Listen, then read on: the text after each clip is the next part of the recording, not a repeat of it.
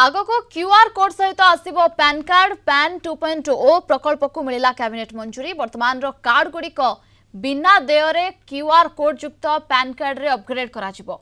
एने केंद्र सूचना और प्रसारण मंत्री अश्विनी वैष्णव सूचना देइछन्ती। या द्वारा लोकंक पाखरे त्वरित भाव में सेवा पहुंचीबो।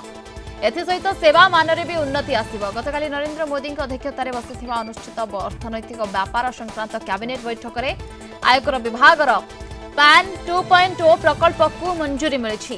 ए प्रकल्प 1435 कोटी खर्च हेबो। प्रकल्प द्वारा सत्य और डाटार एकक उत्स रहिबो। लोकंक पाखरे सहजरे एवं त्वरित भाव में मानयुक्त सेवा जोगाण हेबो। सरकार लगातार भावे गोटे नुआ परिकल्पना डिजिटल इंडिया रो जो स्वप्न देखिथिले एटा सेही दिगरे अग्रसर होची।